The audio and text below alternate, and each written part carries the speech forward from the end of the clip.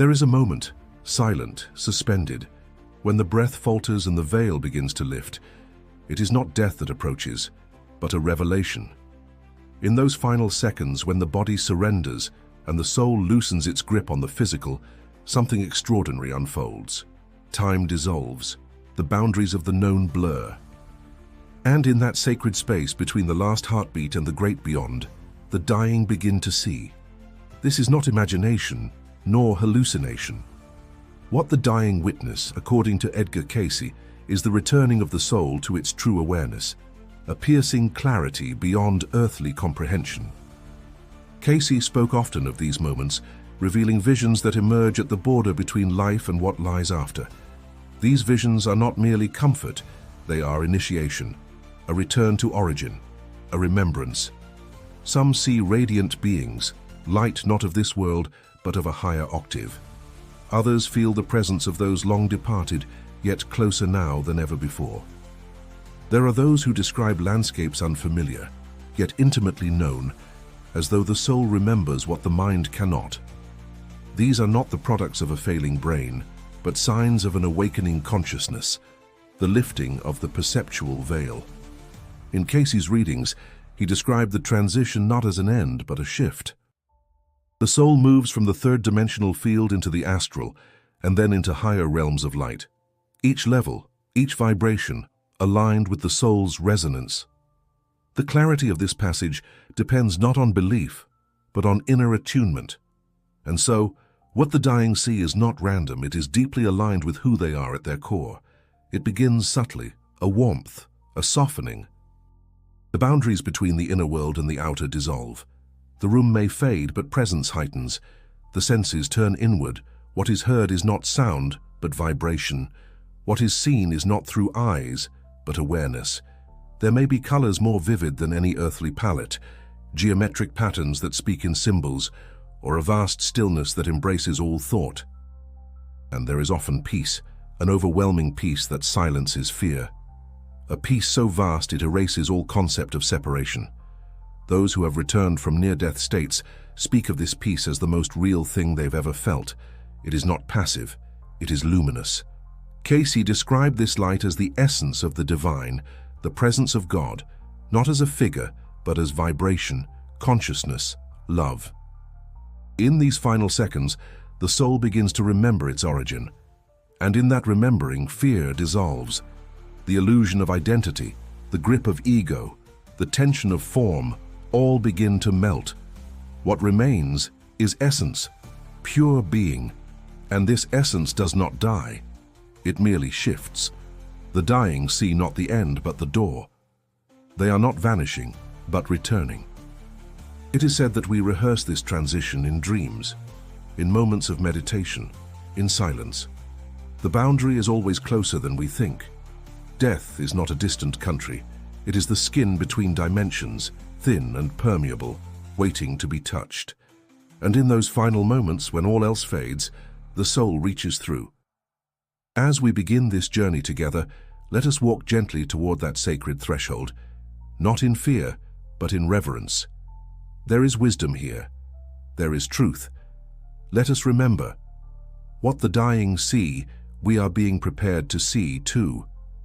If these words touched your soul, subscribe to the channel and click on the video that just appeared on your screen. It was chosen especially for you. I know you'll love it. As the final moments approach, something ancient stirs within. It is not fear, but a quiet knowing, a gentle rising of a memory long buried beneath the surface of life. Edgar Cayce spoke often of the soul's memory, a deep reservoir that transcends the present lifetime. And it is in the nearness of death that this memory begins to unfold like a sacred scroll. This awakening is not always dramatic. Often it begins with subtle images, a flicker of a place never seen in this life, the sensation of being watched over, or a sudden familiarity with the unknown. There may be faces that appear, glowing, loving, unbound by time. These are not hallucinations. They are the echoes of a consciousness that remembers its greater story. Cayce described the soul's journey across many lifetimes, each incarnation a chapter in a vast cosmic book. and as the body prepares to release, the deeper story begins to surface. The linear dissolves. Past, present, and future become a singular moment. A person at the edge of crossing over may recall vivid scenes from other lives, forgotten yet unmistakably real. Not as a narrative, but as an impression, an energetic certainty that they have been more than this one life. This reawakening serves a purpose. It reminds the soul that what lies ahead is not a void, but continuity, transition, a return. In Cayce's view, this return is a sacred homecoming. The fear of the unknown dissolves when one recognizes it is not unknown at all. The soul has walked this path before. There is a reason, Cayce insisted, why the dying often speak of loved ones waiting for them. These are not ghosts, but guides, souls in resonance, arriving to ease the shift, to welcome and escort. They appear not only as comfort, but as witnesses to the soul's unfolding remembrance. Their presence activates something within the departing, a recognition that love does not end. That connection is not severed, that death does not isolate, it reunites. In these moments, consciousness expands beyond the body. The dying may speak of traveling, moving upward, outward through tunnels of light or corridors of sound. They describe the sensation of great speed and great stillness at once. It is the soul shedding density, rising through layers of vibration, moving closer to the source. Cayce taught that this movement is not chaotic, it is purposeful. Every soul is drawn to its natural frequency, its native realm, like a drop of water returning to the ocean. And yet, even as they journey, there remains a thread of presence. The dying often straddle both worlds, still able to speak, to blink, to breathe, even as they soar. It is in this liminal space that the veil is thinnest. Their words may carry strange weight, their eyes may reflect distant places. We often miss the meaning, but the soul speaks in symbols. It is not language, but vibration that is being expressed. What they see through the eyes of the soul. It is not filtered by fear or ego, but by truth. And truth, in its purest form, is simple. You are not this body. You are not this ending. You are light, boundless, and alive. The dying do not meet death. They meet themselves. And so this memory awakens not to explain, but to prepare, to open the inner gates, to allow the soul to let go not in confusion, but in peace. For what lies ahead is not oblivion, it is recognition, reunion, expansion. If we listen closely, with the ears of the heart, we may begin to hear the same whisper that reaches the dying. You are returning. And that return is not a loss, but the most sacred remembering of all. When the soul begins to detach from the physical, a new landscape reveals itself, one not constructed by matter, but by vibration, intention, and memory. Edgar Cayce described these realms as layers of consciousness, subtle planes that mirror the inner state of the soul. What the dying perceive in these moments is not random. It is a precise reflection of their energetic signature, their level of awareness, and their readiness to transcend. To some, the passage is a corridor of light, warm and beckoning, its walls alive with a pulsing presence. To others, it is an open field beneath a twilight sky, filled with color and sound that defy earthly categories. These visions are not fantasy. They are translations of frequencies into imagery the soul can absorb. The spirit, no longer bound by flesh, now navigates by resonance. Cayce often referred to this process as a return to the Akashic field, a realm of infinite memory where every action, thought, and intention is recorded. As the soul enters this domain, it may be shown the story of its life not with judgment, but with clarity. In those final moments, some dying individuals report panoramic reviews, flashes of childhood, relationships, decisions, moments of love, moments of regret. Not as punishment, but as understanding. The emotional weight of this review is often unexpected. Many describe feeling not only their own emotions, but the feelings they caused in others, rippling through time like echoes in a canyon. Cayce emphasized that this was not divine retribution, but spiritual integration. The soul begins to see the interconnectedness of all things, how a gesture of kindness reverberates, how a careless word lingers. This revelation is not cruel, it is liberating. It prepares the soul for higher vibrational entry. Beyond this reflection, many describe encountering structures, temples, gates, halls of light. These are not fixed places, but energetic states. The dying may perceive them as sacred architecture because the mind still translates the ineffable into symbols. A gate may represent transition, a temple may signify wisdom. Cayce explained that the soul is drawn to these forms based on its alignment and readiness. Not all enter the same spaces, but all are met with precision. And always there is the presence of beings, gentle, luminous, familiar. Some appear as angels, others as guides or ancestral presences. These entities do not speak in language, but in knowing. Their communication is instantaneous. Heart to heart, soul to soul, they offer no doctrine, only presence. Their role is not to instruct, but to support. They help the soul shed its final layers of fear, guilt, or confusion, and in that shedding, there is lightness. One of the most powerful aspects Cayce described was the return of the soul's sense of purpose. In the in-between, many are shown not only where they've been, but where they might go. Possibilities unfurl like paths in an infinite garden. Some choose to return to the physical, reborn with renewed mission. Others continue forward into realms of rest, healing, or learning. The soul is never coerced, it is gently invited. This landscape, vast, alive, and vibrational, is not foreign to us. In dreams, in deep meditation, in moments of grace, we touch its edges. It whispers in symbols, in synchronicities, in sudden peace. What the dying enter fully, we glimpse in fragments. But those glimpses are real. They are reminders. We are not waiting to die to see this world. We are remembering how to see it now. And the more we align with love, with silence, with truth, the more visible it becomes. The veil is not closed, it is translucent, and through it, the soul begins to walk. There comes a stillness so profound that even time seems to stop and listen. In this stillness, the soul approaches the final threshold, not as a falling, but as a rising. The body may appear still, the breath faint, the eyes distant, but within something luminous begins to unfold. This is the moment of crossing, and according to Edgar Cayce, it is among the most sacred transitions the soul will ever make. Cayce taught that death is not a single event, but a process. The spirit begins to withdraw from the extremities, returning slowly toward the heart, the mind, and then finally lifting out of the body entirely. It is a gentle separation, often unnoticed by those around, but deeply felt by the soul itself. There may be a sensation of release, of weightlessness, of expansion.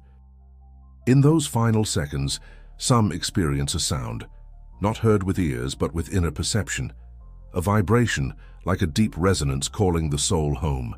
Others feel themselves being lifted, pulled upward through a spiral or tunnel of light. Cayce spoke of these tunnels not as physical places, but as transitions between vibrational layers, corridors of consciousness designed to escort the soul toward its natural frequency.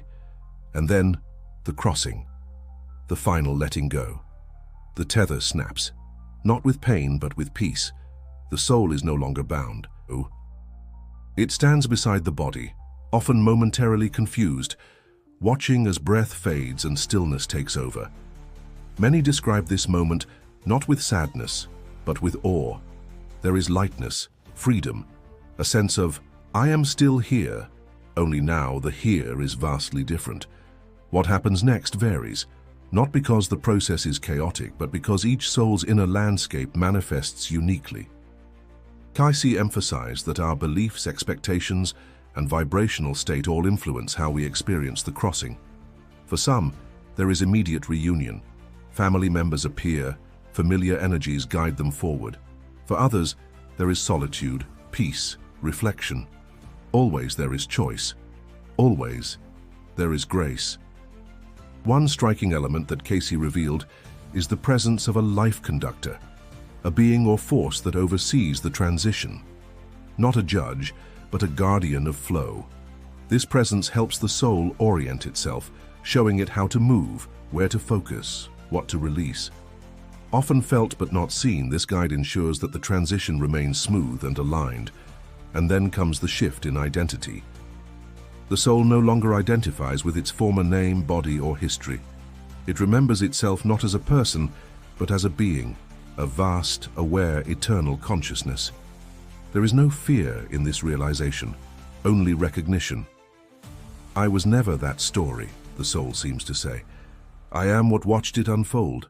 This understanding is not intellectual, it is vibrational. The soul becomes one with knowing. It feels the interconnectedness of all things. It senses the truth beneath the illusion.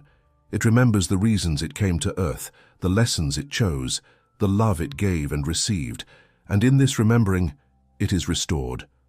The moment of crossing is not an escape.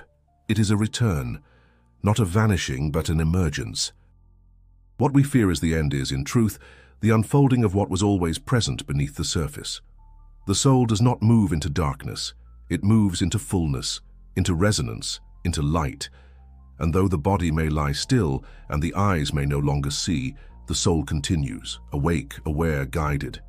It does not question what lies ahead.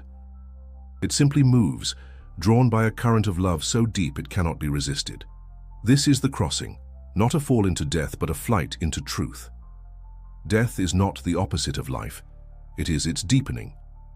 Beyond the final breath, beyond the body's stillness, the soul enters not into absence but into presence so vast, it can no longer be contained by form.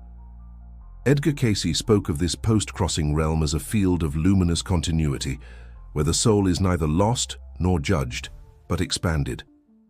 It is here, in this continuum of light, that the dying find themselves truly alive.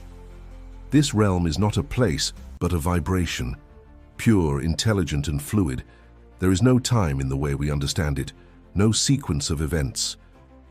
Only moments of knowing, like spheres of awareness unfolding within and around the soul. Cayce described these states as levels of consciousness, each vibrating with greater unity, greater love, greater clarity. And the soul moves through them not by effort, but by resonance. It goes where it belongs. In this vibrational field, everything communicates without words. Light carries meaning. Color conveys memory. Sound reveals truth. The soul learns without study, remembers without effort, heals without pain. What was fragmented becomes whole. The grief, confusion, and limitations of earthly life fall away like mist in sunlight, and in their place, stillness, knowing, and the soft embrace of eternity. Many who glimpse this realm speak of a presence so vast, so intimate, it defies language. Some call it God, others call it Source, the infinite, the One. Cayce often referred to this essence as the creative forces, a field of divine consciousness from which all things arise and to which all things return. It is not separate from us, it is us remembered. Here the soul reviews not only its most recent life, but its entire arc, across lifetimes, across dimensions. It sees the threads, the connections, the growth. It understands the why behind every sorrow and every joy, not as punishment, but as orchestration. Not as fate, but as choice. The soul is not passive in this journey. It is the weaver of its own destiny, thread by thread, vibration by vibration. And then comes the invitation to continue, to rest, to study, to guide others, or to return once more into the world of matter. There is no pressure, no demand, only the wisdom of alignment. Some souls feel complete. They remain in the higher fields, becoming light among light. Others feel the call to return, carrying new purpose, clearer memory, and deeper compassion. Cayce said that those who return often do so to serve, not to escape karma, but to embody love. For the dying, this truth is not abstract, it is lived. The moment they cross, they become it. They are met not by walls or gates, but by presence, not by judgment, but by welcome. And that welcome vibrates through every particle of their being, like the memory of a song once heard in a dream. It says, "You were never lost. You were always light." As the soul settles into this continuum, it releases the last remnants of fear. There is nothing to defend, nothing to protect, only truth remains, and this truth is soft, gentle, endless. It radiates through everything. through stars, through silence, through the breath of the universe itself. This is what the dying see, before the crossing, during the passage and beyond. A return not to something foreign, but to something essential. A reunion with essence, a homecoming of the soul. And though we, the living, may grieve, may question, may feel the ache of parting, we too are walking toward this light. Not in haste, but in awareness. Not in fear, but in faith. Because if these words touched your soul, subscribe to the channel and click on the video that just appeared on your screen. It was chosen especially for you. I know you'll love it.